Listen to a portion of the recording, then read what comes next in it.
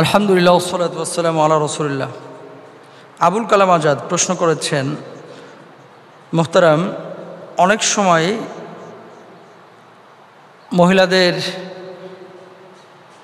মাসিক যে অসুস্থতা রয়েছে, অসুস্থতার সময় যদি ইচ্ছায় অথবা অনিচ্ছায় স্ত্রীদের সঙ্গে মেলামেশা হয়ে যায় তাহলে নাকি মানুষ কাফের হয়ে যায়। এই কথাটা সত্য কিনা? গুরুত্বপূর্ণ একটি বিষয়। অনেকে ইচ্ছে করে, আবার অনেকে অনিচ্ছা করে, অর্থাৎ মনে করেছে যে হয়তোবা অসুস্থতা শেষ হয়ে গেছে, তারপরে মেলামেশা করে ফেলেছে। এমত অবস্থায় বিধান কি? দেখেন, কাফের হবে না, কাফের হবে না, তবে এটা নিষিদ্ধ কাজ। আল্লাহ সুবহানাহু ওয়া তাআলা নিষেধ করেছেন এই সময় স্ত্রীদের কাছে গমন করতে। এখন যদি হয়ে যায় জেনে শুনে স্ত্রীর বিশেষ অঙ্গ দিয়ে নিজের অঙ্গের মিলন যদি ঘটেই যায়, তবে এই অবস্থায় রাসূল আকরাম সাল্লাল্লাহু আলাইহি ওয়াসাল্লামকে জিজ্ঞেস করা হলে আল্লাহ রাসূল সাল্লাল্লাহু আলাইহি ওয়াসাল্লাম বলেছেন, ইসনাউ কুল্লা শাইইন ইল্লা নিকাহ। একান্ত সম্পর্ক স্থাপন ব্যতীত এই সময় অন্য কোনো মাধ্যমে তুমি তোমার খাহেসাত, তুমি তোমার চাহিদা মেটাতে পারো। প্রথমত আল্লাহ তাআলার কাছে তওবা ইস্তেগফার করতে হবে যিনি এই কাজ করেছেন, অর্থাৎ একান্ত মেলামেশায় ডিরেক্ট যিনি নিজেকে লিপ্ত করেছেন, আল্লাহর কাছে ইস্তেগফার করতে হবে, কারণ আপনি একটি হারাম কাজ করেছেন যেটা ইসলামে আপনার জন্য জায়েজ নাই। 2 নম্বর, যদি এমত অবস্থায় যে অসুস্থতার শেষ দিকে আপনি মিলন করে ফেলেছেন, তাহলে অর্ধ দিনার সাদকা করার কথা কোনো কোনো হাদিসে বর্ণিত হয়েছে। এক্ষেত্রে তওবা ইস্তেগফারের পাশাপাশি উপরোক্ত নিয়মে সাদকা করে দেওয়া উত্তম।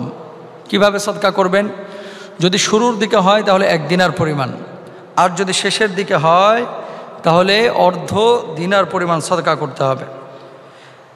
দিনার একটি স্বর্ণ মুদ্রা, যা বর্তমান হিসাবে 4.374 গ্রাম সমপরিমাণ স্বর্ণ, অর্থাৎ 4 গ্রাম স্বর্ণ, এর চাইতে একটু বেশি।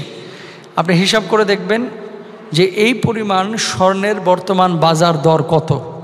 যদি বাজার দর হয় বাংলা টাকায় কথার কথা 3400 টাকা অথবা 4400 টাকা অথবা 5400 টাকা, তাহলে আপনি সেই পরিমাণ টাকা একবারের জন্য আপনি সাদাকা করবেন, দান করবেন। এটা আপনার উপর আবশ্যক, হয়তো আল্লাহ তাআলা মাফ করে দেবেন। কিন্তু যদি আপনি ইচ্ছে করে অনবরত এরকম এই কাজ করতে থাকেন, আল্লাহর কাছে মাফ চাইতে থাকেন, তাহলে হয়তো আল্লাহ তাআলা আপনাকে ক্ষমা করবেন না। মনে রাখবেন, সুস্থ স্বাভাবিক অবস্থায় যখন আপনি আপনার স্ত্রীর দিকে মুখ ঘুরিয়ে মুচকে হাসি দিবেন, সেটাও কিন্তু আপনার জন্য সাদাকা। যখন আপনি আপনার স্ত্রীর সঙ্গে মেলামেশা করবেন, সেটাও কিন্তু ইবাদত। যখন আপনি আপনার স্ত্রীর সঙ্গে বিছানায় যাবেন, সেটাও কিন্তু ইবাদত। সুতরাং স্বাভাবিক এবং সুস্থ অবস্থায় আপনি যা খুশি করেন, বৈধ কাজ, আপনার জন্য জায়েজ। কিন্তু স্বাভাবিক অবস্থা ছাড়া আপনি যদি আপনার স্ত্রীর কাছে এভাবে গমন করেন, সেটা আপনার জন্য জায়েজ নেই।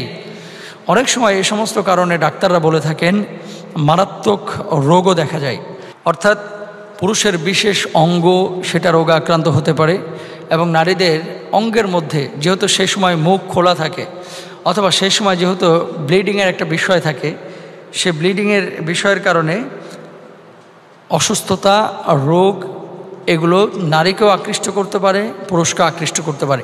সুতরাং এই বিশেষ মুহূর্তে আপনারা কেউ স্ত্রীদের কাছে গমন করবেন না।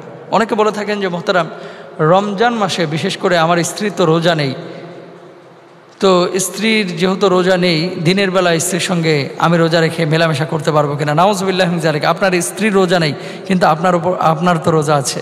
সুম্মা আতিম্মুস সিয়ামা ইলাল লাইল। যেহেতু আপনার উপরে রোজা আছে, আপনি রোজাটাকে পূর্ণ করবেন। স্ত্রীর রোজাগুলো পরবর্তীতে কাজা আদায় করতে হবে, কিন্তু আপনার উপরে তো রোজা আছে, আপনি রোজা রাখবেন। স্ত্রীর সঙ্গে দিনের বেলা আপনি মেলামেশা করতে পারবেন না, এবং রাত্রিকালীন সময়ও আপনি এই মুহূর্তে, রমজান হোক অথবা ঈদের পর হোক, অথবা আপনি হানিমুনে থাকেন, অথবা আপনি কক্সবাজার ট্যুরে থাকেন, থাইল্যান্ডে, ব্যাংককে থাকেন, যেখানেই যান না কেন প্রিয় ভাইরা আমার, এই সিচুয়েশনে, এই অবস্থা আপনি স্ত্রীর কাছে যেতে পারবেন না। সমাজে কিছু কুসংস্কার রয়েছে, মাসিকের অবস্থা অথবা অসুস্থতার অবস্থা, এখন মনে হয় সে অন্য গ্রহের কোনো প্রাণী না। বরং স্ত্রীর সঙ্গে সব কিছু করতে পারবেন আপনি একান্ত মিলামেশা ছাড়া। স্ত্রী নামাজ পড়বে না, ইবাদত বন্দেগী করবে না, স্বামীর সঙ্গে খেতে কোনো সমস্যা নাই, স্বামীর সঙ্গে বসতে কোনো সমস্যা নাই, স্বামীর সঙ্গে একত্রে চলাফেরায় কোনো সমস্যা নাই, স্বামীর সঙ্গে একত্রে সফর করাতে কোনো সমস্যা নাই। আবার অনেকে কি করে, যখন এই মাসিকের অবস্থা দেখা যায়, স্ত্রীরা যখন শুয়ে থাকে তার পাশে শুইলে অনেকে মনে করে যে আমি শোয়ার সঙ্গে সঙ্গে আমার পোশাক আশাক বোধ হয় নাপাক হয়ে গেছে। বিষয়টা এরকম না।